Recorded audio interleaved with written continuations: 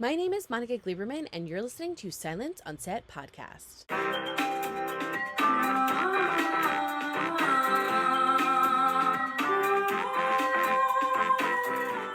On today's podcast, we're talking to Sam Morelos, who's in Netflix's hit That 90s Show.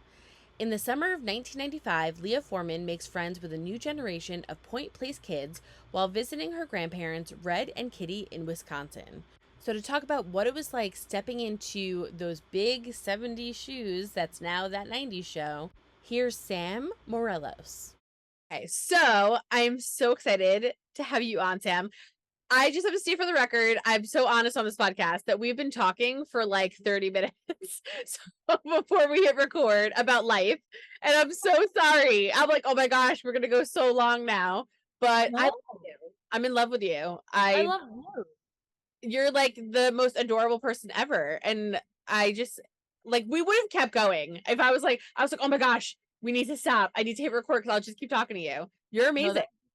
thank you. No, there was a point where I was all like, I just forgot that I thought that I was just on a call with a friend, literally, just like fully met you 30 minutes ago and we're best friends. So yeah. I'm so excited. I'm literally so excited because I love you so much. So I could not be more happy. But I want to say for anyone listening, if you're listening to the podcast, she is so beautiful. It's ridiculous with no makeup on. And I'm covered with makeup on and that just shows you that I'm so much older than she is. Just saying. But if you're watching us and you can see full of makeup, she has no makeup because she's naturally beautiful. Not fair. But I'm going to get started because I love you so much. We have so much to talk about because you have something in post-production, which is really big. But I'm going to start first, of course, on That 90s Show. So obviously you've been asked every question under the sun related to the show already. I know this, but I want to start off with, and I'm sure this has been asked to you as well, but there's a little age difference. So I grew up watching That 70s Show. So when they announced the 90s Show, I was really excited. And I was really hoping there were going to be a few cameos and some people coming back and things like that. So tell me, when you got the script for That 90s Show, did you know that it was coming from another show? Did you know anything about it? Or were you like completely like, this is brand new, I've no, like, it's just a new show and I'm auditioning for it? So my audition process was kind of really insane. First, I got in through the open call. It was a flyer on my school's bulletin board because I go to a performing arts school I have since I was 12. It's called CS Arts, California School of the Arts, San Gabriel Valley. And what we they posted online. It's like, oh, there's an open casting call for a That 70s Show spinoff, That 90s Show. And I knew That 70s Show because I binge watched all 8 seasons of it over quarantine because it was literally on every second, every single day during quarantine. It was like the soundtrack to my sophomore year because it was always playing in the background. But it was an open call and all of my friends sent in videos and the whole thing was just all like, oh, send in your name, your age, where you're based, and one thing you like about the 90s, one thing you don't. And um I all of my friends were sending in videos and they were getting callbacks, and the callback was just actually getting sides and getting the script. Mhm. um and I'm gonna be honest, I just have FOMO, and all of them were getting callbacks and I was like, I want to I want to call back. So I just that's why the only reason why I sent in an introduction video. And I fully just blabbered on for 5 minutes with anecdotes. My whole slate was, hi, my name is Sam Morelos. I could pull Mila Kunis and tell you that I'm 18, but that seems very illegal, so I'm 16. And like all the whole 5 minutes is just me talking about myself and saying, oh, this is why the character relates to me. This is what I like about the 90s. And I didn't have an agent or a manager or anything. Like, I was going into this blind, well, not blind, but just like, oh, this is this cool, fun thing that my school posted. Might as well try. Nothing's gonna come of it, right? So, and I got the call about it like a live audition, like an EcoCast Zoom audition to read with the producers, like a producer session, when I was helping in the lobby for one of the school plays, which was Little Shop of Horrors. And I freaked out. And it was just, I loved that 70s show so, so much. So that's why I was excited mainly, because it was just teenagers hanging out and having a good time, and there was no real plot, but I really loved that because it was just like you felt like you were part of their friend group. I love you so much. It was it was so funny. If you knew about the 70s show beforehand, or if you Yeah. were completely blind. Then I didn't answer it. So It was a very roundabout way of doing it. you answered it, so you knew. What did you say for your audition when you're like doing like your like little spin or whatever and kind of joking about like the Mila thing that we all like kind of learned later? What did you say that you liked and hated about the 90s? So I said I liked the fashion. I wore for the video, I wore one of my mom's shirts from the 90s. She saved it from her first date with my dad. We call it the first date shirt for obvious reasons. And I was all like, "Oh yeah, here's an anecdote about my shirt," because I love the 90s fashion, and I also like the Riot Girl movement and just grunge era. I was really obsessed with. I went through a 90s grunge phase. So the music I loved, Hole, Soundgarden, like Nirvana, all of that. I went through that phase in I think freshman year when I was super angsty and cool. The thing that I said that I didn't like about the 90s, I was like, I don't know, denim on denim. I'm warming up to it now, but I really couldn't get behind it 2 years ago. So I you was like, denim on denim. So you would, so if you were older, you wouldn't have liked the infamous, the most famous. Do you know the most famous denim on denim? oh, Brittany and Justin. I I was mean, gonna come say, on. so you just hate that altogether, that look. Well, when I first saw it, I was like, Nope. okay, Brittany killed that. You Brittany killed that. you can be honest. No, Brittany killed that. I will say, JT though, Yeah, your jeans it are was. a little too tight for me. Like Yeah, I'm. yeah. Like Britney's was, her outfit was a little better for sure. Because Justin also had the hat. Didn't he have the hat? Who I had the think hat? he had that. He had the hat, I think. But like, Yeah, give the hat to Brittany.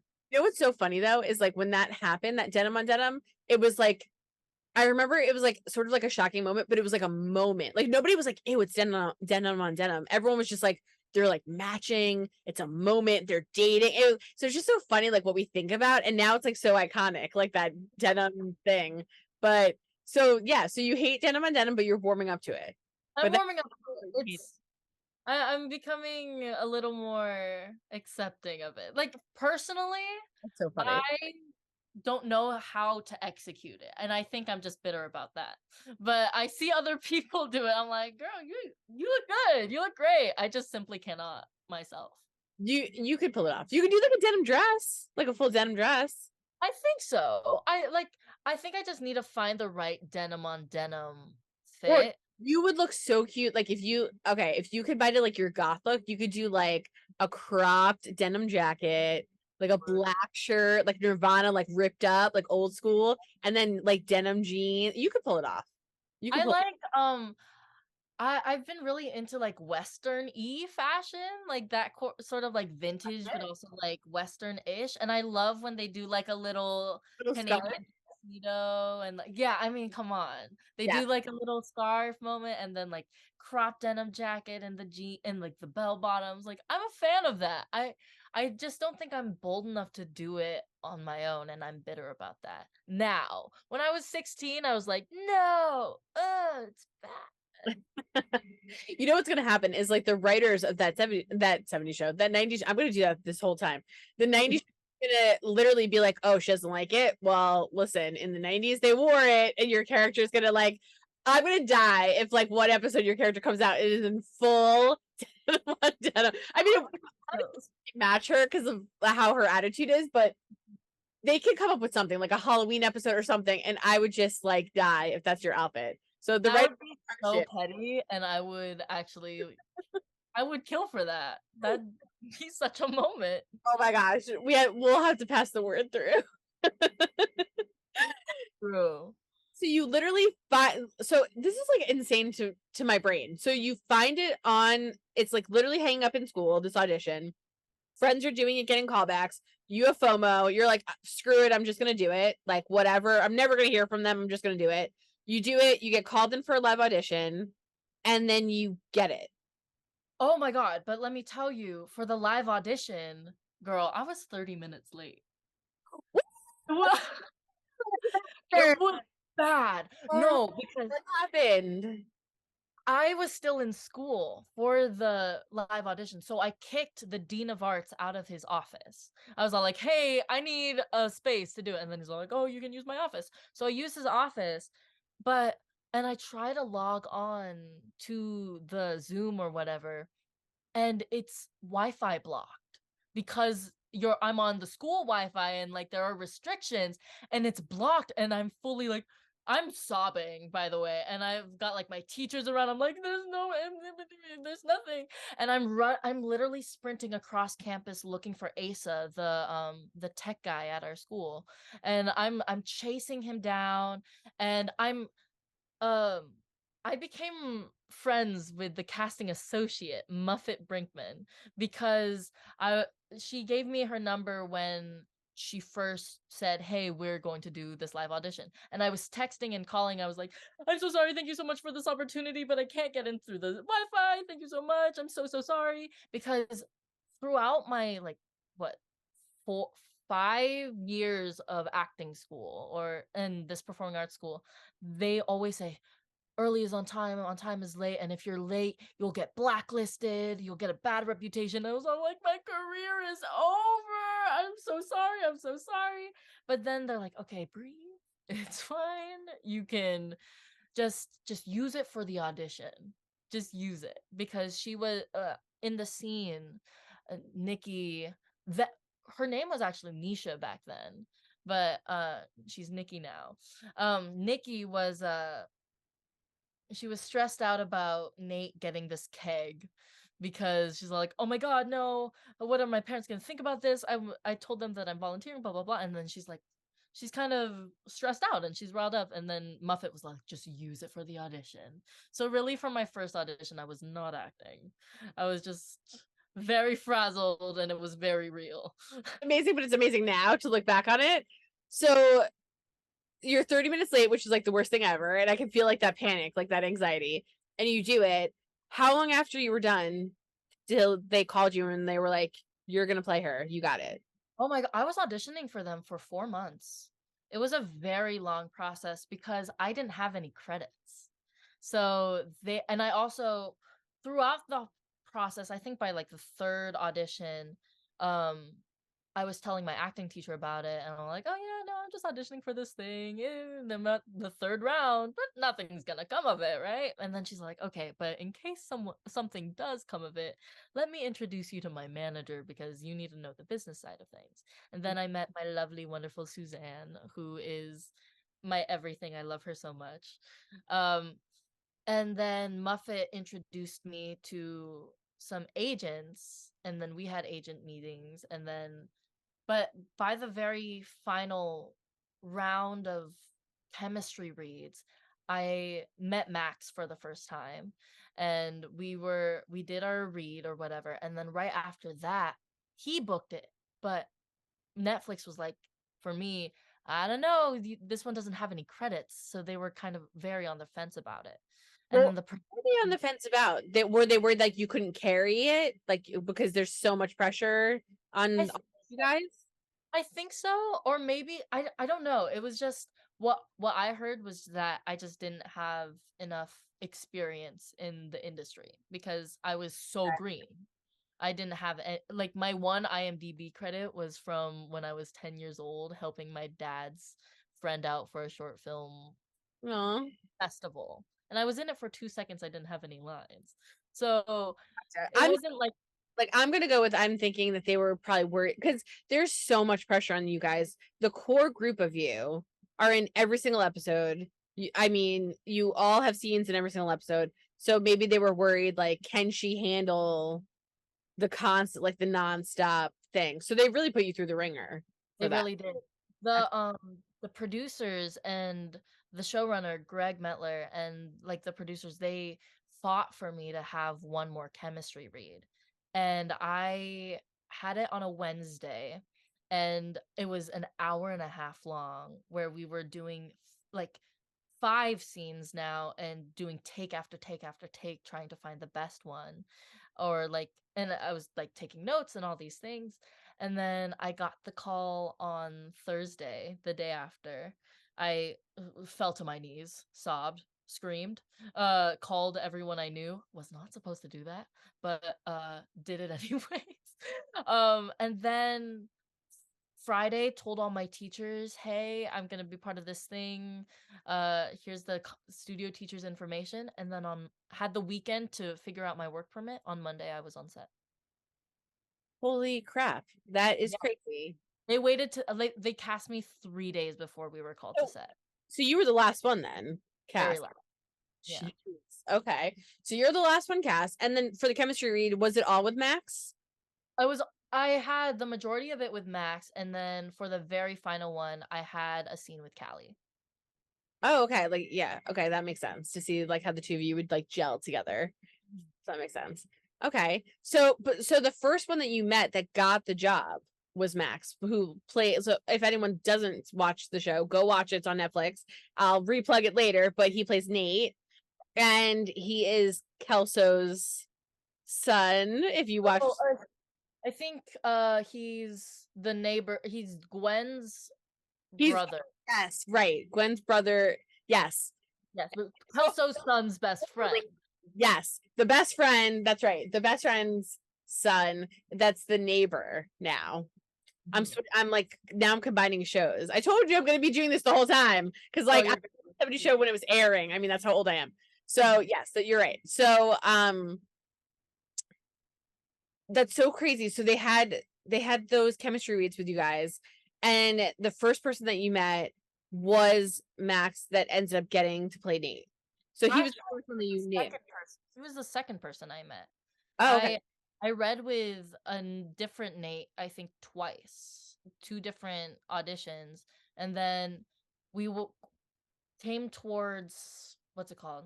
Winter break, and they're like, "We're finding you a new boyfriend." That's what Muffet texted me because we just started texting. We're like, "Oh, hey girl, how are you doing?" Um, and she's like, "Oh, we're finding you a new boyfriend. Just hold." So a month later, I have another read with Matt because I heard crickets from them, and I was like, "Okay, I guess I didn't get the job." But then they came back with Max, and what's so funny is that the set we got on, and then they're like, "Oh, that's crazy. You both go to performing arts schools. That's so nuts." And they're like, "Oh, which one do you go to?" I went to CS Arts and he went to LACHSA, which is LA County High School of the Arts, which is super huge. Like Josh Groban, Phoebe Bridgers went there, and like Okay. really Fancy. really phenomenal school. Yeah.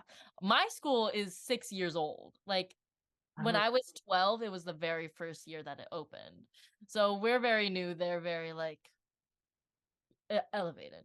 So it's funny because the second that we logged off of that call, I did I employed my FBI researching skills, and I found him. I found his Instagram like in 0.2 seconds. It was very funny. I get that. But yeah. You know what's so funny is as you were talking, I was going, how could I think that he was related to Kelso? Because there's Jay Kelso. Come on, Monica, put this together. So yeah, so that's right. The neighbor. So that was bothering me because I was going, how did I screw that up? And I was like, oh no, he's not playing Jay. Right. But so that's so crazy. So you're like literally on set 5 seconds later. So you all, or most of you, I think, are minors. So all of you have to do school, right? So you do like the 3 hours in the trailer and all that fun. You have to bank your hours, right? So Yeah. you're all doing. Do you do school? A lot of you together? So because of COVID then, it was kind of like we trade off. But um Max and I did a lot of school in the same room. Not really together like everyone kind of did a lot remotely, and we had 2 teachers and each of them had their own thing. Right. So Ash and I are the same age. And Max and Mace, who plays Jay, um they're both the same age. They graduate. Hmm? I'm never gonna live that down. That's screwed up. Mace for Jay. Well, I mean, Mace and Max are just a little too close. kind of look alike, so it wasn't my fault. Right, and also Nate has very Kelso energy. Thank you. Okay. See, so now don't at me that I screwed that up right off the bat because I was like, wait a minute, no, yeah, you're right. He's an ear, and I was like, how did I screw that up? But they get mixed up a lot actually. So you're all good. It's don't worry. But to explain to people, so when you're a minor and you're working, so if you're listening to this, I always like to try to infuse a little bit of the industry for people that listen. So when you're a minor, if you're supposed to have either a parent with you on set or a parent and or a teacher. The teacher could be your advocate or the parent can be your advocate. And you have to, what they call it, banking, but it's basically like you have 3 hours of school every time you're filming, and you have to have X amount of hours per week. So it's like if they pushed your hours because you went longer or whatever the case was for filming, or you're on location, you have to make up those hours. So like you have to make sure you have X amount per week. They sign off on it. You get this little paper and so on. So that's why we're talking about school, because if you're a full-time actor on a show like you and you're underage, you have to do school, which is not fun, but I feel like it takes away a little bit from the acting process. It makes your day longer. You're coming in early to get your hair and makeup and all the stuff done, and you still got to do school and all that fun stuff. But so I was curious if all of you guys were doing it together or not. But so it sounds like you and Max did it together in terms of like a classroom sort of situation, or like just more of like a classroom. It's like a classroom-ish / just a regular room that we did class in. Like, because we didn't have trailers. We were just our dressing rooms were above the set. So it was like a sort of office building-esque, but Oh gosh, that's crazy. Yeah. And Max, me, Max, me, Ashley. That was the order of our dressing rooms. And then in the other building were Callie, Ren, and Mace, because they didn't have enough, like, all in a row. There's just not enough room in the one building. So sometimes Callie would go over to this building to do class with us, because I just hung out with our set teacher a lot, Miss Laura, because she's called herself my adoptive mother, because my mom was also working, so she kind of took over my dressing room, because I didn't want to interfere with her work or anything. So she worked in my dressing room, and I hung out in the schoolroom the majority of the time and totally did school. It's a lie. But every single day, Max and I would play Wordle, and we would play game Pigeon Darts and do so much school. Zero school. We did not. I did not. I knit in that class. But that's like bonding. So like you guys had like a lot of fun. So you get the job and you're starting literally 3 days later, which like blows my mind. You're on set.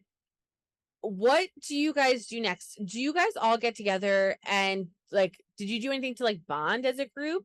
Because when they sent me the pilot, I'm not gonna lie, I'm gonna be completely honest, I had super low expectations, because I was like, that 70s show was like my jam. Like I was like, I watched it every week. Why are they redoing a show? And like the only like thing that I loved was the fact that you were having Kurtwood and Deborah back, because I mean, like, come on, you can't not have them, right? So I was super excited about that. I watched the pilot. It was, of course, the cameos were really great, and I want to get into that, but you guys were so good, and it felt like you had all known each other for so long that I was like, I'm in that. Like, I'm in. And then Netflix had given us like a ton, so I just was like typing in my little pin, and I was just like watching one after the other, and I loved it. I surprisingly loved it, and I also was very nostalgic too, because again, I'm older, so like the 90s, like the 70s were not my time, so it was just fun and cool to watch it. The 90s were my time, like a little more of my time, because I was born in 86. So for me, it was fun. It's fun to see all the 90s stuff, but I just loved it.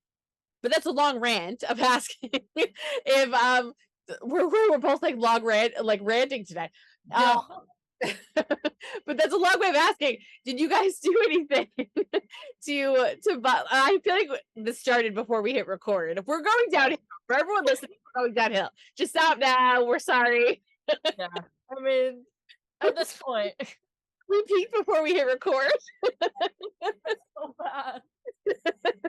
We're going downhill. We're going downhill fast. Okay, I'll pick us back. I'll get us back. So, did you guys bond ahead of time to make that friendship look so real, or was it more like we're gonna work together, our days are 16 hours, that's when we bonded? It's funny because the second that all of us were just in a room together, we immediately just fell into a friend group rhythm.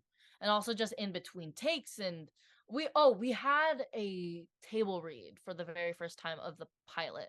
Um and not a real table read because COVID was a thing then, but like super super enforced then. So we weren't even at a table. We were sitting in a circle in chairs.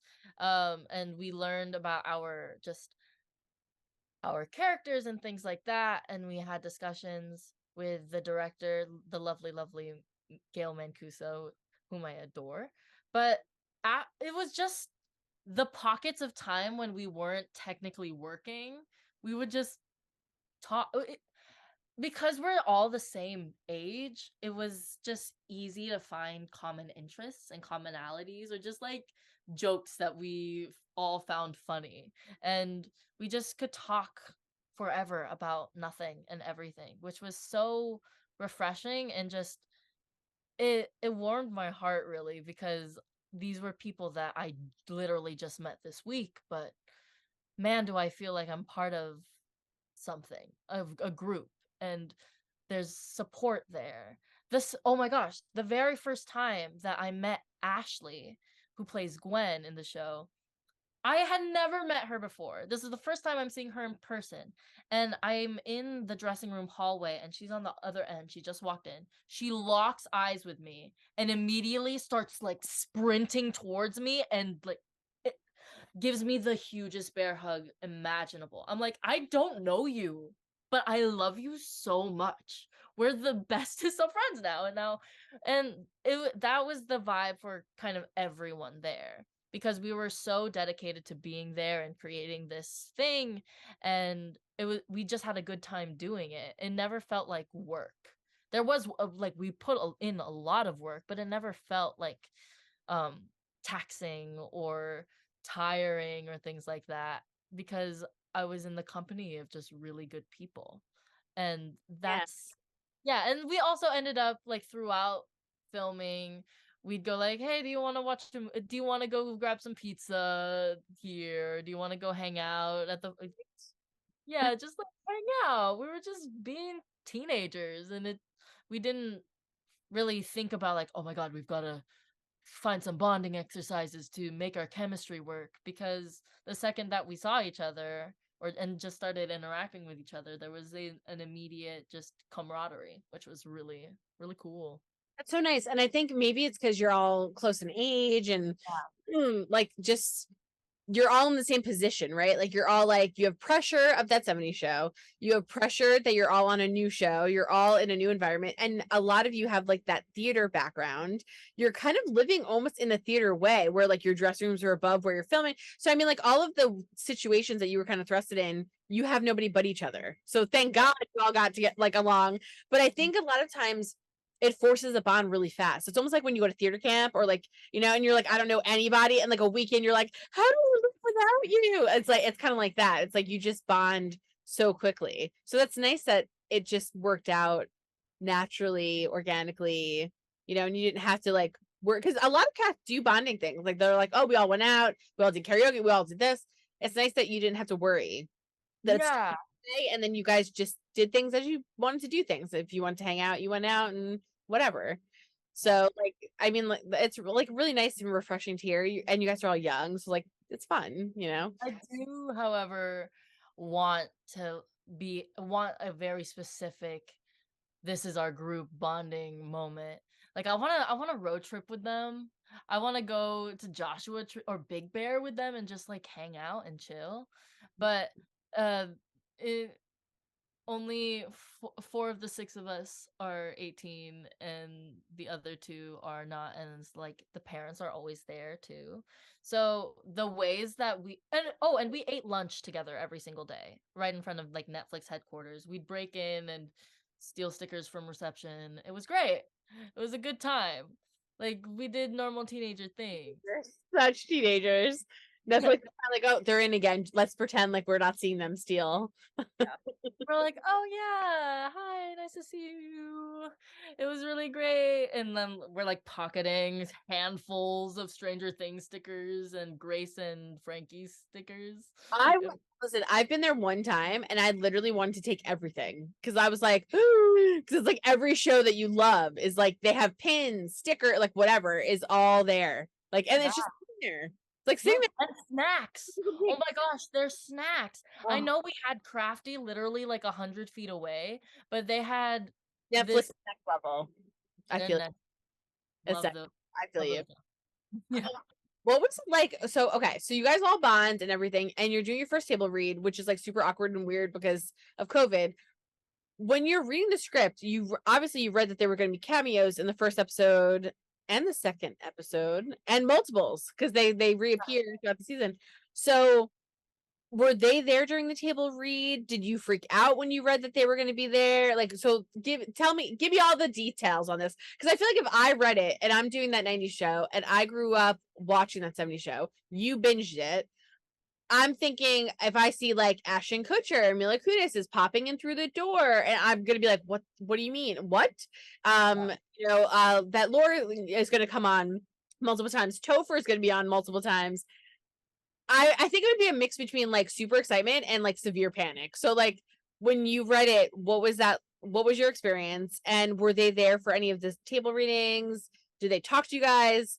I want everything. I want all the details. Full scoop. I got you. So, um, all of our table reads after the pilot were just on Zoom. They were all on Zoom.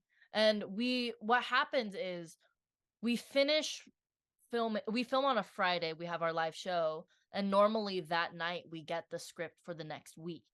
And sometimes we get it in the middle of the show. So sometimes we get our script and all of us just huddle around it in the set that we're not in this Like the uh side wing. yeah, just on the side or like on we I remember specifically we were on Leia's or Katie's bed while a different scene was happening in the living room. And we were all like huddled over the script reading it and seeing all the cameos. I found out a lot of the cameos actually in the wardrobe room because they know everything. And the hair and makeup chair. They're all like, "Oh yeah, no, I just have to make this wig for Wilmer real quick." I'm like, "What? What did you say?"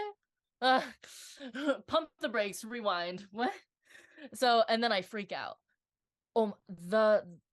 The most that I ever freaked out on a Zoom was when Tommy Chong was there, because he was there for 2 episodes, and I was just fangirling. Also because I watched Up in Smoke, and I just loved Leo in 70s. He was my favorite character. He was so funny, and he's just a legend, a living legend, and I'm freaking out like, "Oh my god, it's Tommy Chong. Oh my god." And that's the I never got over the fact that Tommy Chong was in like a 10 feet radius of wherever I was, and it was incredible. I so every single time I found out about a cameo was always in the makeup chair, and I would pray that when filming does happen, I'm in the makeup chair when they're in the other one, just so that I can eavesdrop on their conversations because it was so fun, and they're just really good grounded people, and they're just people, and you were just talking, and it was great. Like I had a circle scene with Wilmer, and they bring in a fourth wall, so it was really just me, Ren, Wilmer, camera op, and the smoke, the person who's just like putting in the haze for the God. fake smoke, which was so great. But in between takes, when they're resetting and they're figuring something out or whatever with a camera pan, um, Wilmer would just talk to Ren and I about acting and also music, and it's like, oh, this is my experience from that 70s show. This is how I kind of coped with people recognizing me and things like that, how I stayed grounded, how I stayed present. And also we both geeked out about Michael Jackson because I grew up on Michael Jackson. My dad is was a huge fan, and I had the Michael Jackson experience on Wii, so I knew all the dances. And Wilmer and I would just talk about that, which was great. And Brian Austin Green actually guest starred on one of them. He was so fun, so down to earth, and he actually had lunch with us too. And it was just like those little things. Oh, I think Topher and Deborah Joe also took the time out of their day to have lunch with us the very first week because Topher was only in the pilot. And we just talked about the show and their favorite experiences and their memories from 70s. And it was like so cool to watch.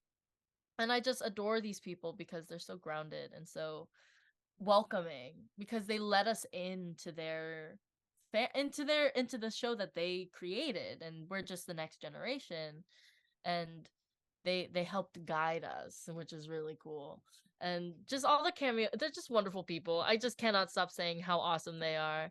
And especially because I'm green, green as can be, and I've never seen or spoken to a celebrity before because I don't do that. I go to school. I don't. That's just like that. I don't meet people, and just having them know my name and want to talk to me and be personable and whatever. It was just very so I was starstruck. Big moment. Well, Yeah. it was really major. I was really impressed that Topher came back because he had left the show, that 70 show, and we were all like sad when he had left, but he didn't make like, returns or whatever. So I was so happy to see that and you're right, that all of them spent the time to make the effort because all of them are so famous and have done so many things since the show, and they all made effort and made time to kind of come back on and do some sort of cameo or something fun with all of you guys. Some of them like repeatedly, like Laura, who came on a few times. So I mean, like, that's just so nice to see, and to see like Yeah, and Fred's still there. oh my gosh, Kurtwood is such a gem. And also Laura came back and directed two of the episodes too. So we actually got to work with her, not only with just our scenes and whatever, but she blocked us and she helped us with our character motivations and how to say certain lines and things like that. And it was just really, it was so fun too, because it was a safe environment where we're able to play and collaborate Yeah. and speak freely and understand one another as actors, and also just have a good time and not uh we did feel the pressure and the stress of like, oh my god, this is a bit it's there's a built-in fan base that are expecting something, and they a lot of them are already going into it like this will never measure up to the other show.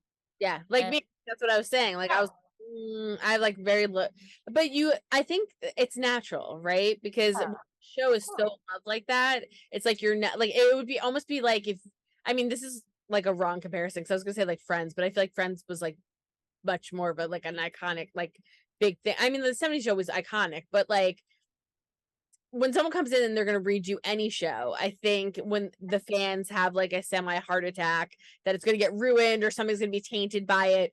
So, but I think what helped you guys was the chemistry, how good all of you were, the infusions of the original cast members. Like, you can see that because obviously some of you are quote related, some of you are kids of theirs, so you see them in you. So some of you worked really hard to get like some of the jokes or the way you talk or the way you walk very much like your quote parents.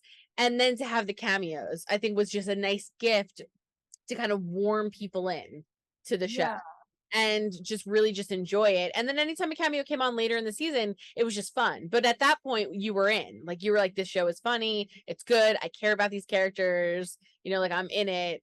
and I'm watching it and I love it kind of thing. And I think that's the way that they formatted it, I think really helped to make all of that work.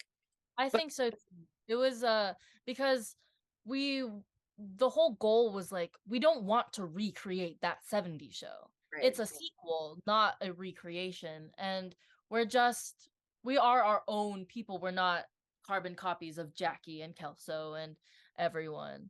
And I think like our group we worked really hard to let our group dynamic stand on its own without having to like lean on the cameos to make people watch it. Like the writers did a really good job of like developing our characters, and also for season 2 I'm so excited to see where we all go for that as well, because we also got picked up for 16 episodes, so we've got 6 more, which is so cool because now you get to see an even broader character arc and things like that.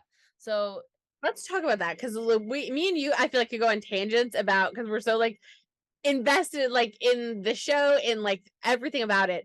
Let's talk about for a second Nikki, who you play. So when we meet her, like let's talk about from when we meet her to where do we end with her. yes. So for someone that's like kind of catching up, maybe they're in the middle of watching it, how do we like intro her in? Who is she? Where's she from? And then where do we end in that finale? Which I know, but I want to hear from you. So where do we end in the finale Am I with? allowed to spoil things? Yeah, it's all. It's isn't it all Well, on? I mean, like it's been out for like 6 months. So if you have, so I'll do this just to be fair. If you're listening and you have not watched the show, stop now, pause us, go watch it because we're going to talk about the finale. So if you Right. haven't, but I mean, it's been out for quite a bit of time. Where have you been? But yes, go watch it and then come back. But if you have watched it, we're going to now talk about it. So there, I'll do a little spoiler warning.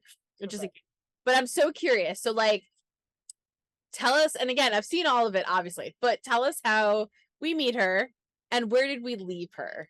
Yeah. So we meet her as we're introduced to her uh as the girlfriend. She is Nate's girlfriend. And for the first like 3 episodes, she is just the girlfriend, and she's got a little bit of an attitude, and it's okay. And she's sassy, and she's very smart, and which is a really great contrast to Nate, which I love that dynamic of them, like of the very specific line of like, "Oh babe, look, a shooting star." I'm like, babe, that's a firework. What are you talking about?" It like that really sums up our relationship. It's an exasperated love for one another, because I oh my god. I did a lot of character work on Nikki. I journaled about her. I journaled as her. I mood boarded, like, so I know this girl back and forth. I think she's my best friend. So, for me for me, Nikki and Nate's relationship. Nate brings out the best in her, and like kind of loosens her up a bit because she is a little uptight. She has a lot of expectations for herself, and she's very strong and strong-willed and driven and things like that. And as the season progresses, you see a little bit more of her rather than her and Nate, because they are very attached at the hip. And all of my like I say the setup, he says the punchline, things like that. And all everything we did it was intertwined throughout, I think, the first half of the season. And then you go on and watch and you see her ambitions and her goals, and she wants to ace the SAT, she wants to be a doctor, she wants to go to college, she wants to do this. And that kind of rattles Nate a bit because he's intimidated by her ambition. She's like, "I want to go to college." And then he's like, "Okay, well, don't you want to stay with me?" It's like, "Oh, babe, I want a future. Like, I like you, I love you, and we're in this relationship, but this relationship is not going to define my career, my future, and I'm not going to let it get in the way of my goals, which is to be so much more than a girlfriend in Point Place, Wisconsin," which is so admirable. I look up to her so much for her strength in that. Like, she is very set in her ways of like, I know what I want out of life, and I'm going to work hard to get it. And that rattles Nate a lot of like, oh my God, Nikki doesn't love me anymore, which is not true. I think that all of the annoyed exasperation from Nikki always comes from a place of love. Like, oh, Nate, babe, please, right shoe, left shoe. They're different. They're different. It's like something like that, right? Like, I love you so much, but you are so Nate. yeah, so Nate. It's like one of the, like I'm gonna grab his face like, I love you, but I but love that about her too. And you did such a great job of changing her, because she is in the beginning very standoffish. She's not like your girl best friend. She's very like, into her relationship. She's like cool. She's got like just cool. Like I feel like if I met her in the very beginning, she'd be like, you're not cool enough for me. Like she's like cool, And then as time went on, kind of exactly what you said, she starts becoming a little more independent and a little more vocal and has a voice. She becomes a little closer to the girls, and she starts seeing a different type of future for herself. And that, again, is something that was happening to a lot of women in the 90s that were young, that were getting really excited. And we were spawning off of, I think, people from like the 70s, where you were supposed to be in a relationship and supposed to be in a traditional marriage and like all of these things. And the 90s kind of was radicalized, like it was all changed. So your character over that time really shows kind of like what women were going through. It was like, no, I want to go to school, I want to do this, I want to be a lawyer, I want to make money. And I always took it as that, and I don't know how you take it or how Max takes it, but I always took it that Nate was never trying to stop her. He just didn't understand. I mean, it's Nate. So like I feel yeah, like he didn't like fully comprehend what she was trying to do. And then also I think, he loves her and he wants to be with her like anybody does. And you get scared when someone wants to go to school and go away, and what does that mean for us, and what is it going to do, and like all of those kind of things. So I don't, because I remember like reading online, people were like, oh, like he's trying to stop her. And I was like, he's not trying to stop her. He just doesn't understand. Like he's not really comprehending with the importance of it to her and why she wants to do the things she does. I think So like intimidated yeah, by the by intimidated. her. Yeah, because like intimidated by her ambition and also his not lack, but he doesn't have the same drive about school and about what the next steps that she does. Right. Like I don't think he knows what the SATs are. Like it's one of those things. And um yeah, and then So she when made the a decision, right? Like throughout it. yeah, And and as the episodes progress, as the season progresses, Mhm. he finds comfort in uh Leia because she's there and she's supported, and like they both of them relate to thinking with their heart rather than their head, because both Nikki and Jay when are thinking about practicality. Practically speaking, for um Jay and Leia, how is long distance going to work? Wisconsin, Chicago, it's going to be very difficult. That was their thing. And for me and Nate, it was like, okay, we're in this relationship right now, but know that I'm going to college. This is my path. And Leia and Nate relate to each other because they're like, but I want to make it work. I want to be with you. Like they're not thinking about the logistics or the nitty-gritty of it all. They're thinking about like, oh, but right now I really really like you. And this is what's pushing me to make this work.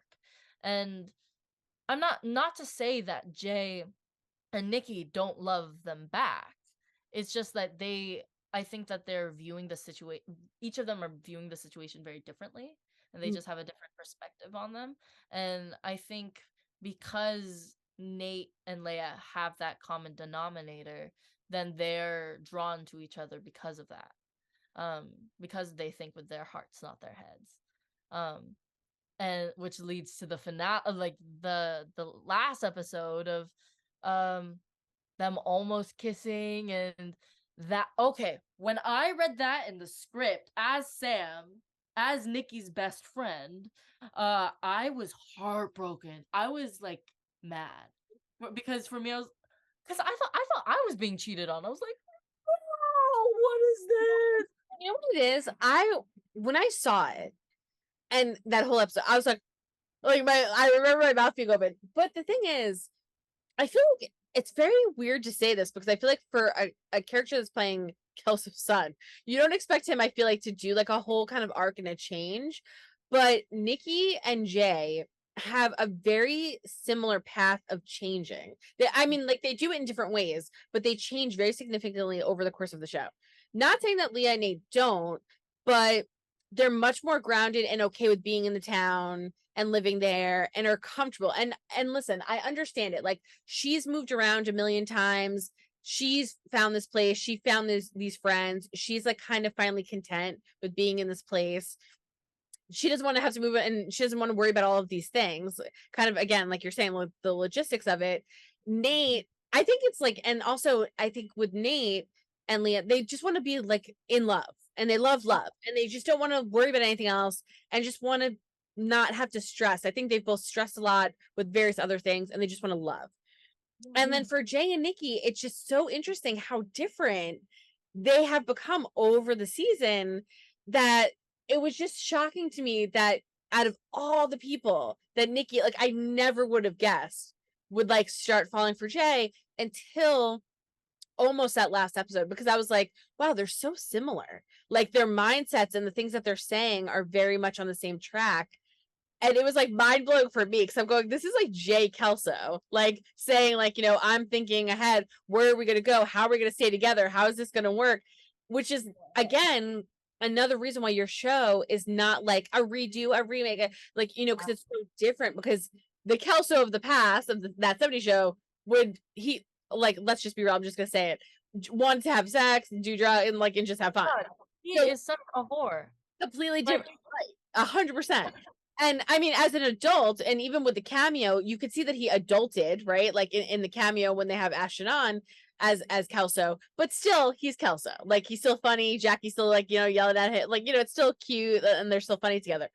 But you could see like he's wearing a suit. So that there's some adulting that had happened there. So you see potential for Jay, which is what I mean by like that infusion. So there's an infusion of Kelso from that 70s there, his dad there, but you see that infusion turn into something completely different. And it was just so shocking to me.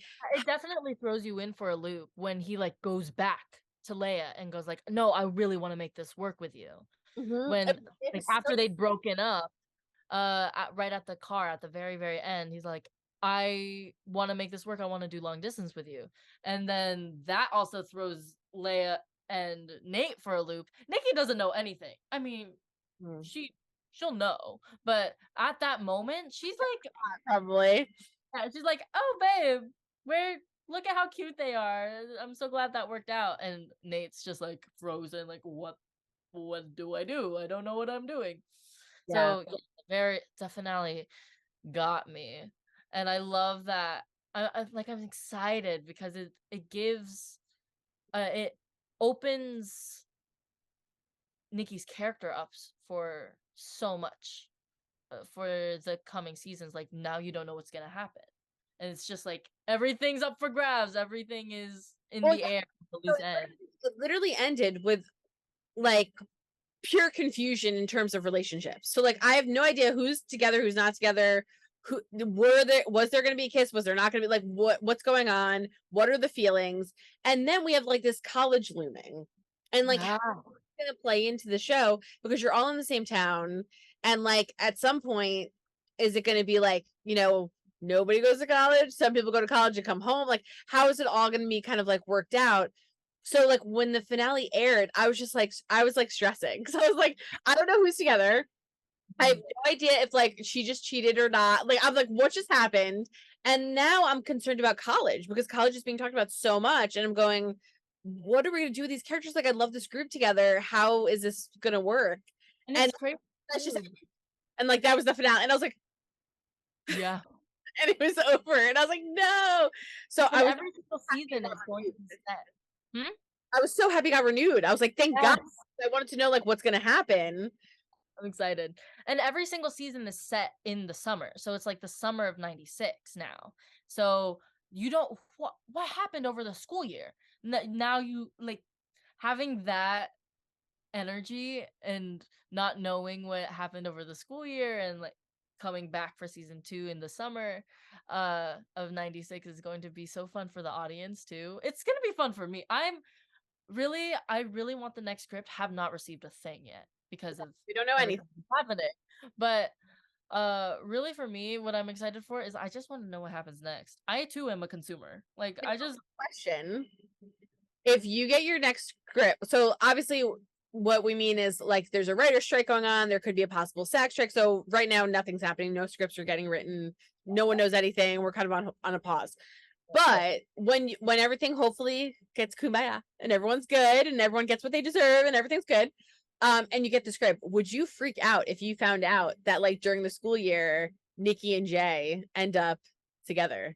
I would actually flip my lid. Like I would not understand So like what are your guesses? Because like I feel like there's nothing. Okay, it's either going to be, to me, this was my conspiracy guess, either going to be when we come back on the summer, because we have no idea how school is going to work and how they're going to integrate everything. So when you guys come back, it's either you and Jay, like Nikki and Jay are together, and everybody be like, what the F just happened? And that could cause so much drama. Like Nikki's not talking to Leia, she's not talking to her. Leia could be with Nate for all I know. Like, I don't know. Like everybody could all be with different people. It could be one-sided where it's just the two of you. It could just be Nikki and Jay. Like, I'm not sure. But I feel like you guys are gonna be together. But if you're not together, then what happens? Because when you come back, you're not really in love with Nate as much as you were before you left, because there was an almost with Jay. You have a best friend that you kind of almost cheated on. So like, what the hell do you do then? And then did you all year? Did you hide all of this stuff? So like, so what is your hope when you get that first script? If you could guess, and again, I know we know nothing, so we're just making it up. So if it ends up happening, we're just geniuses. But we're just geniuses. But what would you guess? Like, so if you get that first script back, what are you kind of hoping to see from Nikki when you open that page up, her first line, where she is in that summer? like honestly, no filter. Like yeah, honestly, 100%. When right when we wrapped, I was after I felt super broken about being cheated on. I was like, yes, maybe that means that Nate and Nikki will break up and Nikki can be alone for a little bit. I was actually Okay. I was all for Nikki's revenge arc and her independence arc, because you see her talk and you see her interact in all of these scenes and I'm like, girl, you are so independent, you don't need to be in a relationship right now. Like out of everyone, she seems like the least likely to be in a relationship, because she's like, no babe, I can do it myself, you're fine, I'm fine, no, it's girl, it's fine. So I'm excited. I would hope to see Nikki integrate herself into the friend group a little more, mostly because at the very beginning, it just seemed like she was hanging out with these people just because her boyfriend was. And I would like to see more camaraderie, or just like scenes with the group, or one-on-one with other people in the group that aren't Nate. Like, because most of the things were with, like, I love Max though. He's one of my favorite people, and acting with him is such a dream because we just bounce off of each other. But in a Nikki and Nate arc sense, I want her to be alone. Like, I think that it'd be good for her to be, because I know that she knows that she doesn't need a man and she doesn't need to be in a relationship, but I'd like to see that part of her, and I'd really like to see her bloom. So no Nate, no Jay. Like your ideal would be we come back and we find out that she went to school and had her like a year alone, and now she's back from school. Yeah, and I'd like to see her just like really killing the game. Maybe she's got a scholarship already. Maybe she's working, like, so, because yeah, like things like that. And for everyone else, I feel like, I don't know. I really don't. Maybe it's just my Nikki speaking, but I do not want to see Leia and Nate together. I don't want to see it. I don't want to be around it. Like, Yeah. doesn't matter how much I want Nikki to be alone, I don't want Nate to move on. Someone doesn't want someone else working with Max. I'm just saying. Someone. No, I don't want Nate to move on because I feel like Nate loved Nikki so much. And Yeah, it would it be. broke my heart that they would even consider cheating. Like he would even consider almost cheating on Nikki. So I was like, oh, I thought you loved me. Like it was Yeah, and top. like that's very upsetting too. Like for you're protective of your character because she's a part of you, a little piece of you, right? And but she's someone else, obviously. But to come back and for a guy, for any woman, I mean, for a guy to like, for you guys to be on rocky ground or however it was when you guys left, to come back and it's a year's not that long. There's breaks too, which I don't know if we'll have flashbacks, which I'm kind of hoping. Because you know, you come home for December, like Christmas break. So I was thinking maybe they'll do flashbacks, but I'm just making this up because I have no idea. But if it's just the summer only and like we don't see anything else, it would be upsetting. I think one because people are so used to seeing the two of you together. And you're right, because it was very heavy with the two of you together. The second thing is I don't know how Nate will come off being like, I was in love with this girl so much, and then 5 seconds later, he's just like with doesn't care, you know, and like is dating someone else. But it is hard to deny Nikki and Jay's kind of similarities. Yeah, and then like there was this I don't episode know. where he was where there's an episode where what was it? Oh my gosh, I'm glitching. I'm fully like, my oh, I think Nikki was trying to convince Jay to ask Leia out. There was that whole thing of like, oh my god, you got to ask her out because then you'll leave me and Nate alone. But there was still like I like the way that Nick and Jay kind of bounced off of each other and even in just a friend way. Like I liked their energy. So I feel like I kind of want to see them be closer friends. Like I want to see them be best friends like maybe may have like a little moment of Jay, you've got to choose me or Nate. Like because I don't want to hang out with the three of you anymore. But I like hanging out with you, Jay. So you gotta ditch Nate if you want to hang out with me, because I'm super cool. So, like, I want to see something like that because I loved their trio because I since know, Nate, but there's gonna be so much drama. You know, when you kind of, you're like so like such a nice romantic like happy world. You're like so positive. So you're like, I want her to come back. It's all fine. But like it's so not gonna be fun. no, because like this show too just feeds off of that kind of drama too. Honestly, how do you come back? And like, and listen, I love you so much because like you have such a sweetheart, and you're like, I just want to come back. It's fine. She's on her own. Everybody's good. But how does that happen? Because like your friend like almost cheated, like Nate almost cheated. Like, so are you gonna be like BFFs and be talking to Leia? Like, I don't think so. You're I gonna think I want like a little more Nick and Gwen because Nikki and Gwen had that really fun little C plot of them getting glamour shots and do having circle scenes together and being friends. And like even though there it was like it was not supposed to happen because they're so opposite, I yeah. loved their dynamic too. So honestly, ditch Nate and go for Gwen and just like be best friends with her. And but That's the thing is that like Gwen and Leia are best friends, and then like it's so there's you're only we're coming back to like the ultimate drama. It's like almost like when you're in high school and like one person screws up the group. It's like, well, it's not one person, it always takes two people. And it's basically I mean, it's like when everyone's kind of dating everybody, you all get along and everything's great, and then two people, like one couple breaks up. So it's like those two people, and then like you have to make decisions. It's like, whose side are you on? Who are you friends with? I'm not talking to her anymore. I'm not doing. So I feel like that's what we're coming back to. I mean, unless I don't see another way, unless over the course of the year that we don't see you guys made up, and when we come back, everyone's copacetic, and you're like, wow, how is everybody okay? And then maybe they do flashbacks and we could see like things were not good, like during Thanksgiving, things were not good during, you know, and I think it would be a fun way to show like holidays, like things were not good during Christmas, like, and then we'll see kind of like how you guys fix things and why you're okay during the summer. Like that's the only way I could like visually see it myself. I mean, that's just for me, but who knows?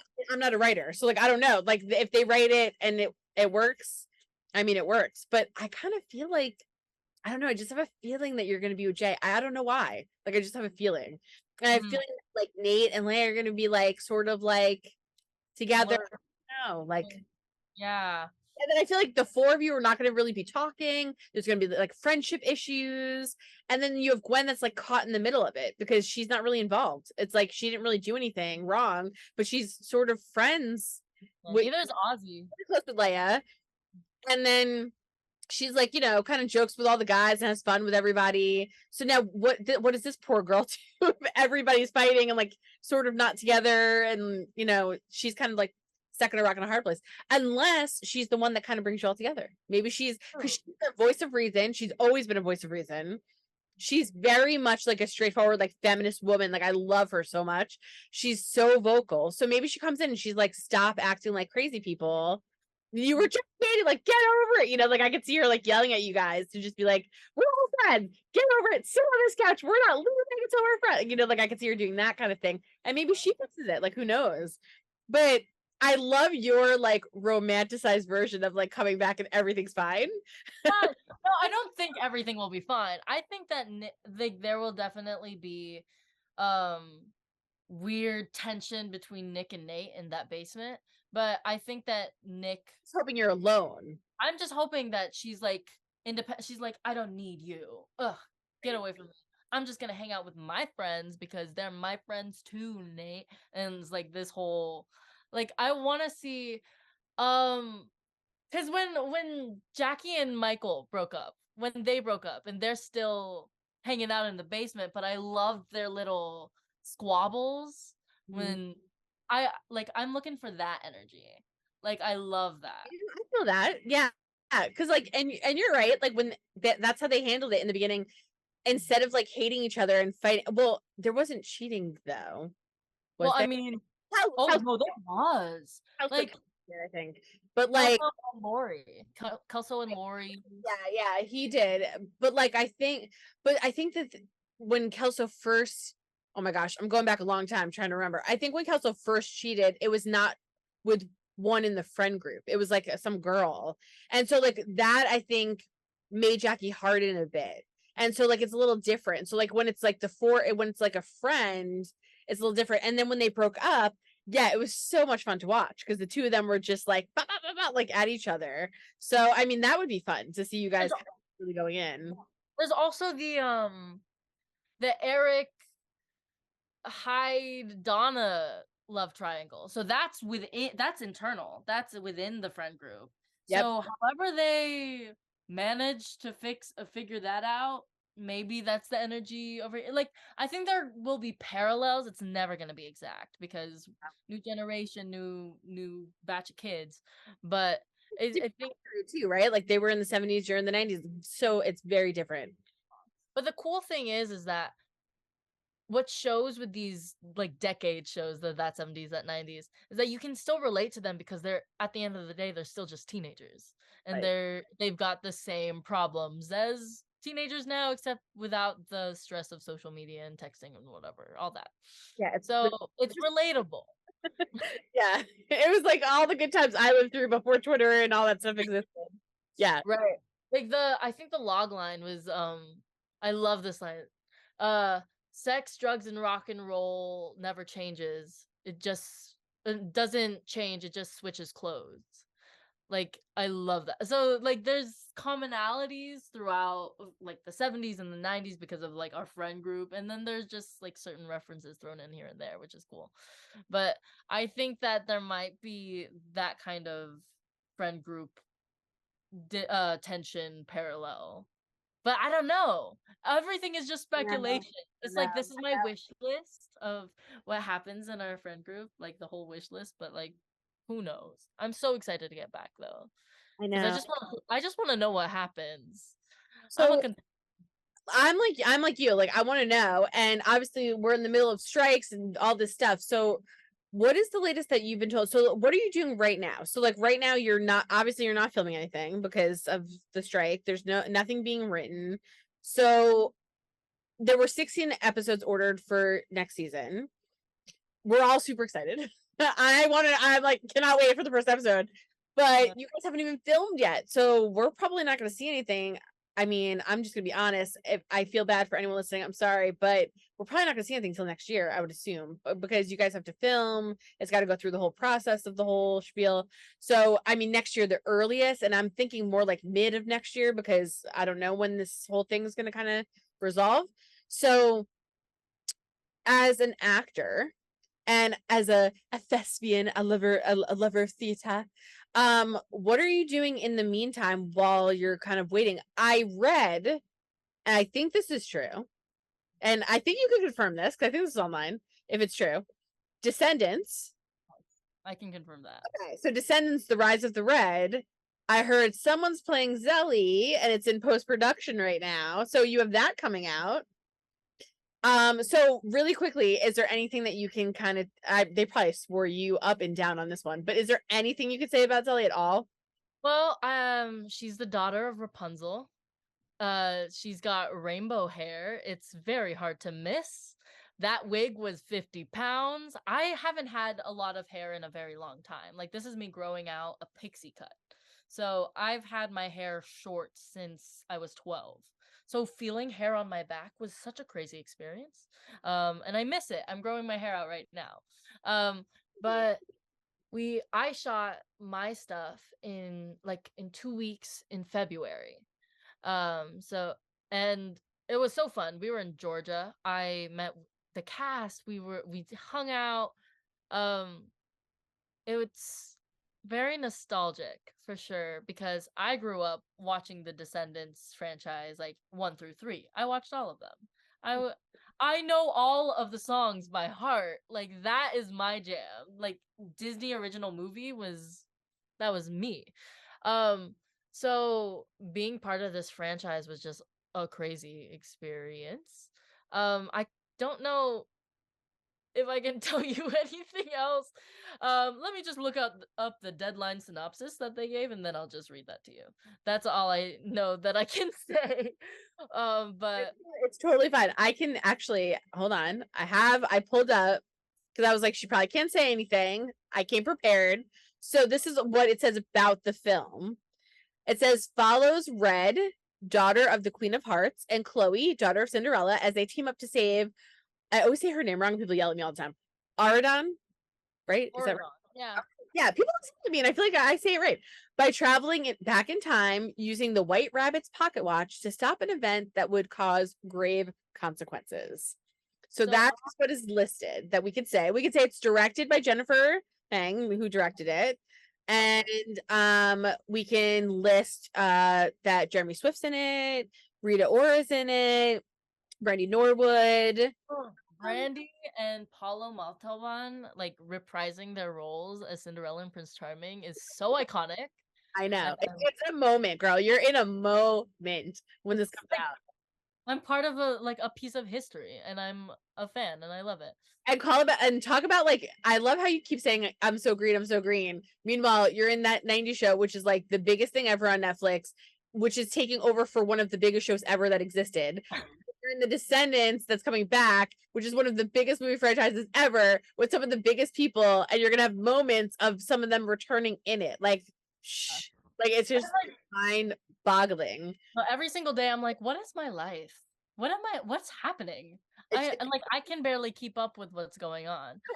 I'm like literally so happy for you. But I pulled that up because I'm like, she's not gonna be able to say anything. So I was like, I'll read from there so she's safe. But so you have that coming up. We're like super excited about it, and it's in post-production. So whether there's a strike or not, that can get released because that's done. So that can come out at some point, hopefully. So I don't think we have a date yet, an official date. I don't think. Yeah, it's like a quick, short part. It's really fun, quick and fun. Rainbow hair. I'm so excited. Yeah. And I got to sing, which was great because I actually came from musical theater roots. Like I learned so much today. It's like crazy. So sing too on top of everything else. Yeah. God, you're so it's annoying. So you got to sing. Yeah, I we get you into trouble as we keep talking about it. So you got to sing. You have rainbow hair. That's all I can say. Yeah. I think No, I'm gonna go stop now. Yeah, you should stop now because I don't want to get you in trouble. But you have rainbow hair. You could sing. You worked for like a week or a couple, like 2 weeks. Okay, so 2 weeks. So we figure like a good 20 minutes in there of scenes worth of scenes, more or less. I'm gonna say 5. It was very quick, but it's a cameo. I was there in like um 2 weeks. I think you're longer than 5 minutes. I girl, like if we compute it, the amount of times that you see like flashes of rainbow hair is not. It's they're few and far between. So it's quick and it's short. Like I don't have any speaking lines. Like I don't have any speaking lines. So you're just in there for very Ambiance. gotcha. That's a great way of saying it. I was trying to say it without getting anyone in trouble. So okay, so you're an ambiance beautiful fixture. That's because and we'll have to rediscuss because I think you're longer than 5 minutes. Maybe not 20, but you're longer than 5 minutes. I feel like 2 weeks. I mean, I think that's long. It's because it was during one of those big dancey song, like a group song, and those are for. If you've seen the Descendants franchise, I'm the new ones who's watching. They're very large flash mobby things, and for continuity, you've got to be there in the same spot like multiple days at a time. So Okay. it's like, I'm still clocking it. We will rediscuss. I think you're over 5 minutes. So I'll put it that way. Because if you're ambiance, which means you're making the movie look pretty because you're pretty, and like you're playing this awesome character who has amazing hair and like just is awesome. yeah. I'm gonna go with longer than 5 minutes, under 20. I'll go under 20. So I'm gonna go. We'll do an estimate now, and we'll have to like read. So I'm gonna say, I don't know, because it Descendants is a long movie though, and like those scenes are usually long. I'm gonna go with your all together. If I clocked it, I don't know why I'm feeling this number, but I'm going with 7 minutes and 35 seconds. Okay, we're gonna like take note of this, and then once the movie comes out, do you think you're in it? You're in it. You said 5 minutes or less, so you think you're less than 5 minutes? yeah, I think it's like I'm gonna say 4 minutes and 17. Okay, Yeah. it's all Feels right. Feels right. All right. So you're 4 minutes 17 of 7:35. We'll see. Okay. I feel like I'm right on this one. Okay. But okay, so we have that coming out, so that's really exciting. So people can stay updated on that. I don't even have to tell people where to go because they're all going to be updated on this movie because people are so excited. But they can follow you on social. You can follow the movie. I think the movie has an account too, but you could Google it, go on IMDb. It's going to be everywhere. When they make the announcement, it's going to be everywhere. Everyone's going to be going to see this movie. So, dinner's on Sam for the next like 2 years for her 5 to 7 minute, wherever we land, for being in this movie. But what are you doing? What else are you doing? Like, tell the fans, tell the people, what else are you doing in your spare time? Because right now it's hard. A lot of actors are, kind of just sitting it out. So are you reading a lot? Are you looking at play? Like, what are you into right now to kind of pass the time as we're in these union thing? Right. So yeah. I will say, since it's like summer vacation for me, I'm just treating it as summer right now because I'm going to go to NYU, but I had to defer and take a gap year. So during my gap year is when I think I'm going to really like pull like what is it? Gird my loins and get that and find stuff. I don't know what is that? Is that the phrase? Gird your loins. I feel like Loins? that's not the phrase. I don't know. I don't know phrases like. Wait, hold on. I'm gonna listen to this back. Pull out the phone. Hold on a minute. I No, don't. That's it's right. actually so embarrassing. My mom always I say like maybe phrases. I'm wrong. Maybe I've just never heard it. Gird the loin. I'm like literally look. If some weird thing shows up on my phone. Okay, well, so gird up the loins is a phrase, comes from the Greek word, and I'm not even going to try to say that Greek word. What does it mean to gird up the loins of your mind? Believers are to gird up the loins of your mind to be prepared for action and in doing to keep a sober or alert spirit. Yes, so it's like gearing up. That's like getting ready for stuff. That's girding your loins. I think that's the phrase. I think that's right. I don't know if you said it right. But I'm gonna go with it. All right. So I've never heard that in my life. Gird up the loins of your mind. I think you were like, I'm gonna gird up the loins. And I was like, wait, what? But it's so gird up the loins of your mind. I love you so much. It's ridiculous. Well, we'll have to go. That, you know what it made me think of? Do you watch The Bear? I just started it today, actually. Oh my god, I'm obsessed. And, you know, I don't know. So you just started it. I think in the pilot they say "let it rip." Did they say "let it rip" in the pilot? Well, that's like a saying on the show. So like you'll see it as the show goes on. That's what it made me think of just now. When you're like, gird up, I was like, what? But you're saying like to let it go, and that's what they kind of use that for. It's like let it rip, like do it, like go for it, like just like guns blazing, like just go for it and have a good time kind of thing. It's like let it rip. Follow your dreams. Like it can kind of mean like whatever you want, I guess, really. Yeah. But yeah. So but like what I'm doing right now, waiting. I didn't really plan anything for the summer because I was we were actually supposed to start filming in May. right. So we were supposed to be filming all throughout the summer, so I didn't plan anything. But I just been resting because okay, the final 2 months of school for me, like my senior year, because I go to a brick and mortar school, and there's so many productions and things like happening all at once that really took my focus because for me when the writer's strike was just like looming, I was like, okay, that's something, but I got to think about getting my grades up right now. I got to like my final progress report, my transcripts and things like that. And I was in so many shows and so many plays, and I think that once I'm out of my recovery period from school and like my back-to-back functions, that's when I'm going to be hunting for more opportunities. Like um my school has a film club, the CS Arts Film Club, and recently I was in their last short film of the year. And like I try and engage in as many student films and just any opportunities to act and tell stories and just kind of work that muscle. I'm there. So because I don't do this for like fame, fortune, money, or anything, because the life of an actor, it's not stable. It's not like, oh, I want to be have a stable job, I'm gonna be an actor. No one says that. Said no one ever. Like, you want a stable job, you go into comp sci or you go into medicine. You don't go into acting. Oh, I mean, I picked journalism. Same thing. All I heard was you're gonna make no money. Newspapers are not gonna exist. I mean, like when I was in college. So yeah, you should love it. But And it like I went into it. I didn't know that I was going to book this show.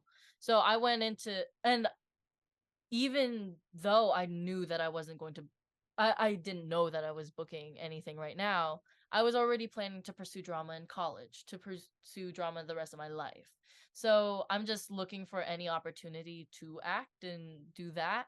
I am a company member at the Echo Theater Company in Los Angeles. It's in Atwater Village because before I booked the show, I was the understudy in this play called Poor Claire, and it was the world premiere, and like drama desk award sweep, like it's such an incredible play at this theater company. And um in order to maintain company membership, like yeah, company membership, you've got to hold a job there for like maybe 2 or 3 years. So I'm planning on once I like have all my bearings and my feet on the ground, uh because I'm transitioning into adulthood. Like, I'm not even 18 yet, so I'm still feeling very new to the whole, oh, I've got to build my schedule from the ground up sort of thing. I'm not in school right now. I've got to create or like seek opportunity rather than having it be posted on the school website for me. So yeah, I have to hunt it down. yeah, you have a little bit going on. So you have like you're not even 18. You have a movie that's like one of the largest franchises coming out. You have that 90s show, which like who could have seen that was going to get pushed back because of everything going on. You're a club member, like a theater club member, so you have to keep up with all of that. I'm assuming you're gonna like, who knows, like work or do something or do plays or whatever. it's a lot. So yeah, enjoy your time off, take a Yeah, breath, relax, enjoy it, because you might hopefully not get it again, right? Because the whole point of being an actor is like you're constantly working. So go, go. enjoy while you have it, and And then all, enjoy like all the theater stuff that you get to do, because you won't, if you're doing that 90 show when that comes back and when this movie comes out and then you get another movie and another thing, it's really hard for actors to return to the theater. Sometimes it takes a long time to go back. So this is like the time for you to really like, it's almost in a way like a gift where you get to really go, I know that I'm this age. I know that I'm like, there's college in the future. I know this is happening. I know this is here, but you have everything where you want as an actor. Like you have a show sitting, you have a movie, like you have things coming, but you have this nice break where you could like breathe for a second and decide what you want to do for fun and to help you grow as an actor, which I feel like never happens. Like, because most of the time that happens when you're unemployed and you're like freaking out where your next paycheck's coming from. You don't really have to worry about that right now. It's just delayed. So while yeah. it's delayed, it's like you have this time to kind of do whatever you want. And I have this time to kind of supplement my resume, I guess, with things that also fulfill me, because I really love music too. I sing and I play guitar. I do write my own music too. So there will be a point where I have time to actually get in the studio and record it, because everything I've ever written is a voice memo. I don't even write anything down. It's actually really bad, because I've forgotten like half of my songs because I'm like, no, I don't want to write it. I'm in the flow. 2 weeks later, what song? Well, I don't know what you're talking about. But it's like all in my voice memos. But one day I'll like actually be able to release it. And this is the time where I have time to like produce and master and go into the studio. And also, I'm very interested in filmmaking, like being behind the camera too. When I was in school, uh, I was part of this short film festival for my class. And I directed, edited, produced my very first short film. Note to self: never do not do your first short or first anything in film on the side of a mountain, because sound is going to kill you. You are going to want to kill yourself and everyone around you, because it's just awful. So, what is happening? But sorry, my brother was texting me. What's I was like, "Hello, who's here?" going on? Yeah, I know. Everything's happening. Yeah, But mountains like, with audio, because I could just imagine wind, sand, dirt. You got everything. and it was a public park too. And oh god, it was a public park, so sometimes when we're in the middle of a take, a car would pull up right next to us blasting music, and I'm the least confrontational person you will ever meet. So I would not say anything. I would just hold, and then we'd lose light, and then we'd have to reshoot.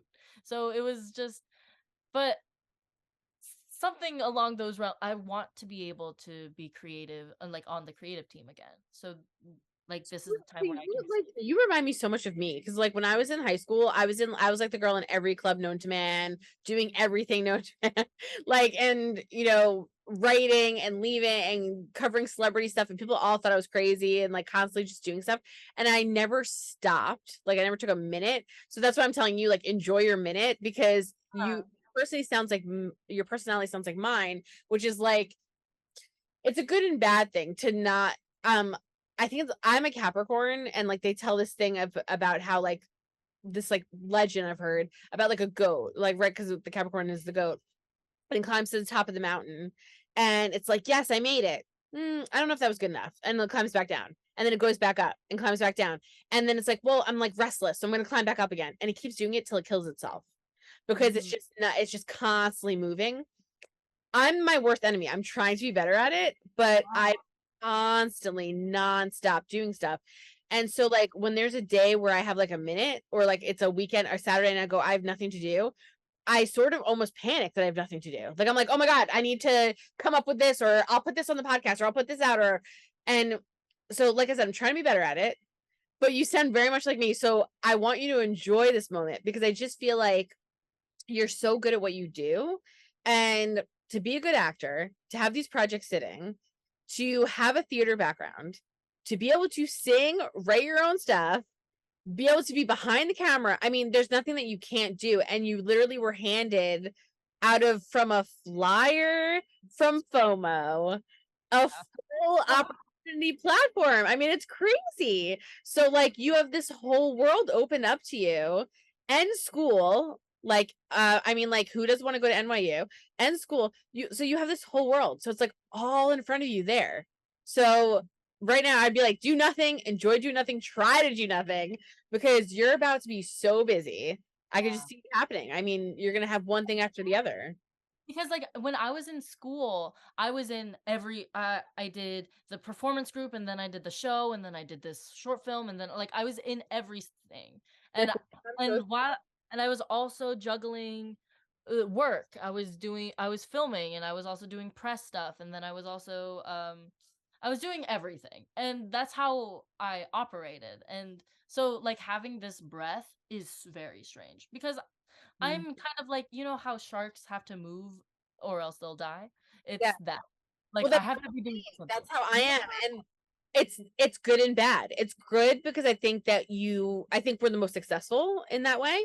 I think it's bad because it's not the most healthy way of being, because you don't take like a mental break, you don't take a body like a physical break. So that's why I'm like, girl, do nothing the next week, like don't do anything, watch some TV, watch some movies, and then like slowly get into like some fun stuff, because I mean, again, hopefully the strike's not a long period of time, but we're on strike, so you have the time.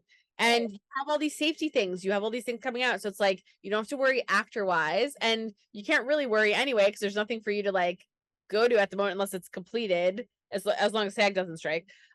So you get to just like enjoy it. So enjoy the moment.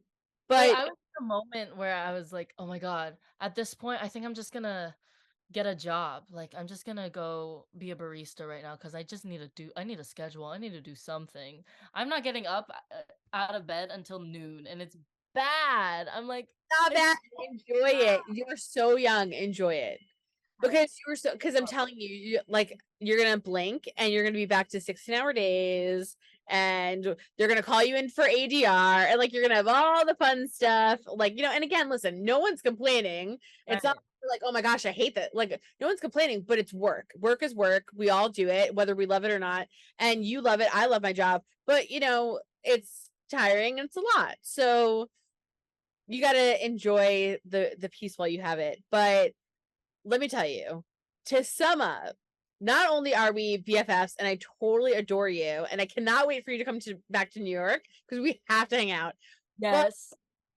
you kick ass on the show. You were so good on it. I would have never guessed that this was like your first like thing. And like I do believe things happen for a reason, and the serendipitousness of it being a flyer in FOMO and your friends getting callbacks and you're like, sorry, I got it. Like JK, like I just submitted for fun. Like I don't want to be left out.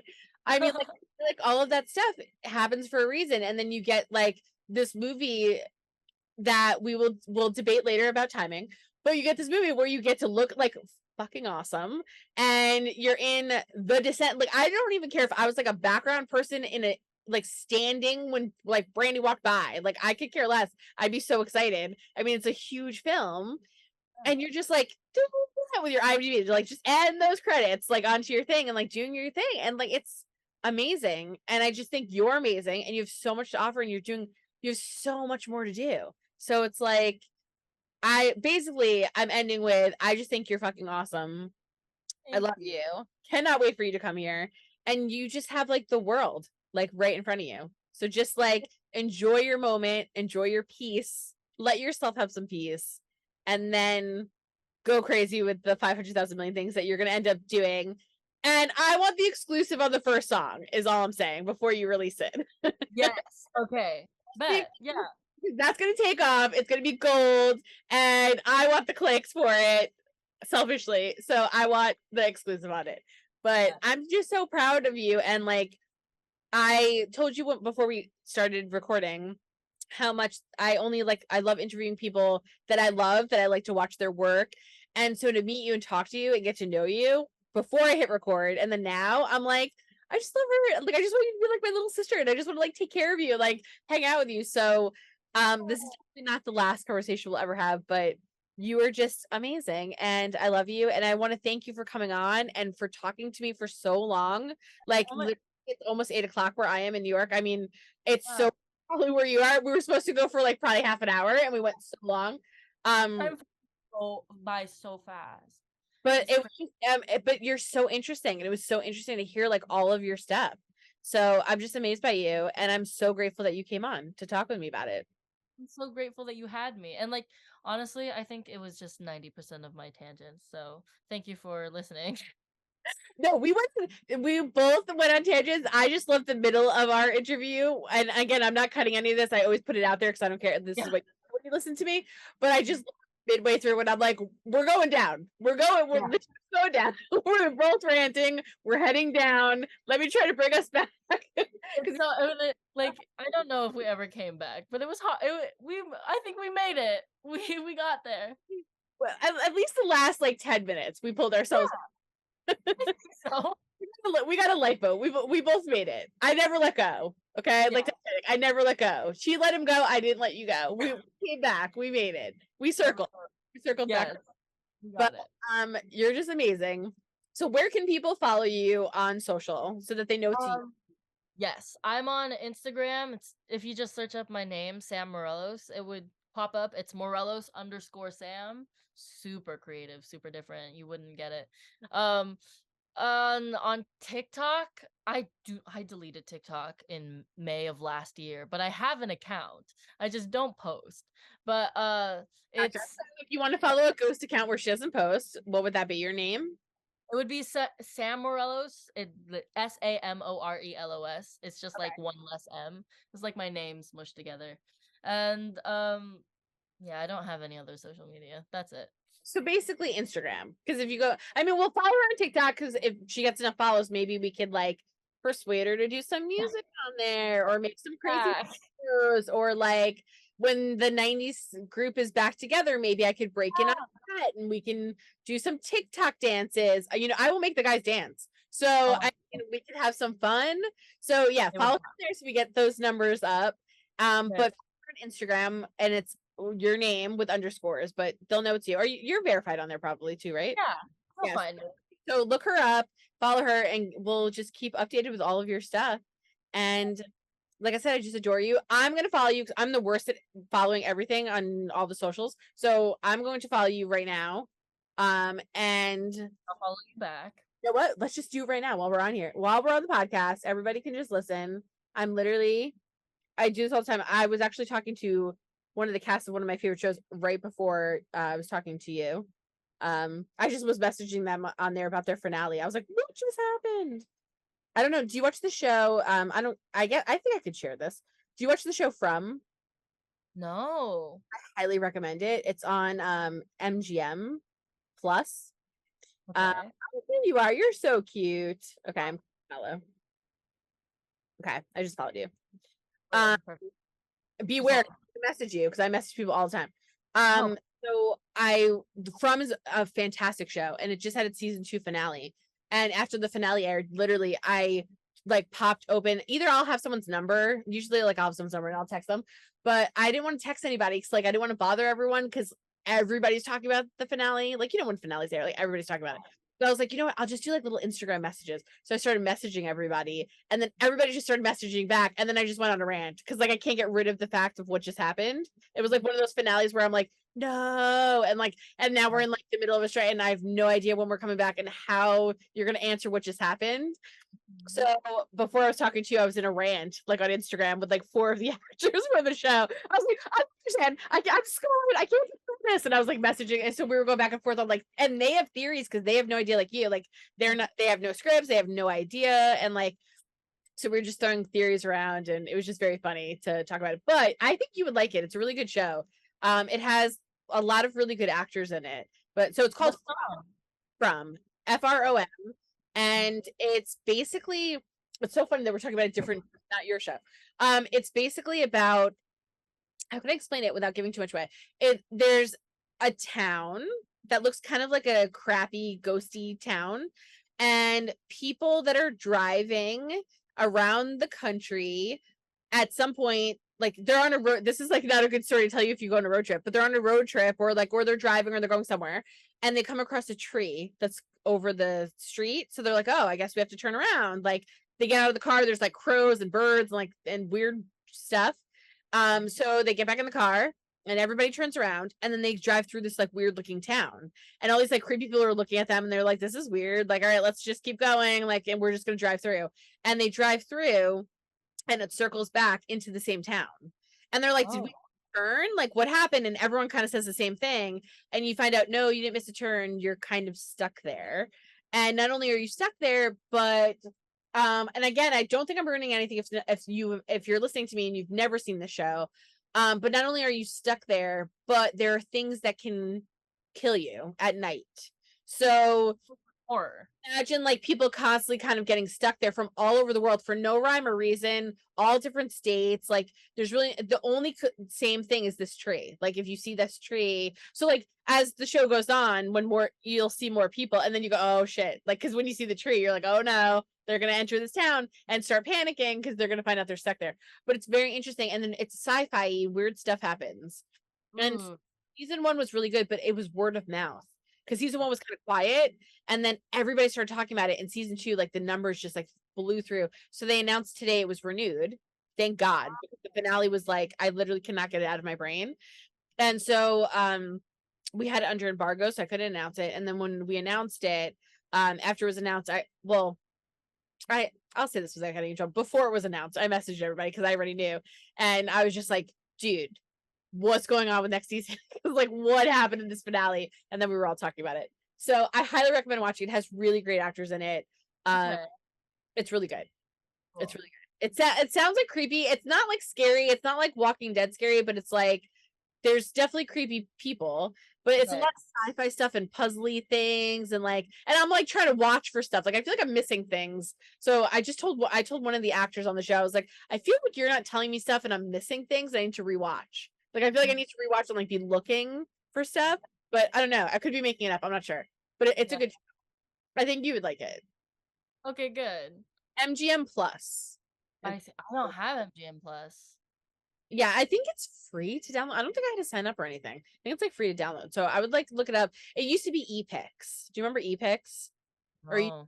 Yeah, so it was like Epix turned into, I think, MGM Plus. And so like it's a free app to download and I have it on my like Apple TV. And I came across it one day. That's how I found it. Like I just came across it and then I became like obsessed after season 1 and then it was just downhill. Now I just bother everybody from the show all the time who's still live. You know, people die, but like who's still, all the people live on the show. I bother all the time. So I've been messaging everybody today about the finale because of the renewal. But yeah, so I would recommend that. But I recommend your show, The 90s Show, all the time to people because I'm like, it's so funny, it's so good. If you watch the 90s Show, you'll love it. Like it's just, it has everything. And like, especially someone my age, I think if you're like from 20 to like 40 in particular, like the 90s were really nostalgic about. It was a really good time, you know? It was like before a lot of bad stuff. So like it was just a real time period to be in. So it's really fun to watch your show and like kind of go back in time and just enjoy it. Like, so I recommend that 90s Show all the time. And I'm like, it's on Netflix. You can watch all of season 1. So here's my plug that I normally do. So if you're listening, now that I just went on a rant about From, which is not even her show. If you're listening, we obviously talked to Sam, who plays Nikki on that 90s show. If you want to watch the episodes, which hopefully you have seen them already, otherwise we just ruined the entire show for you.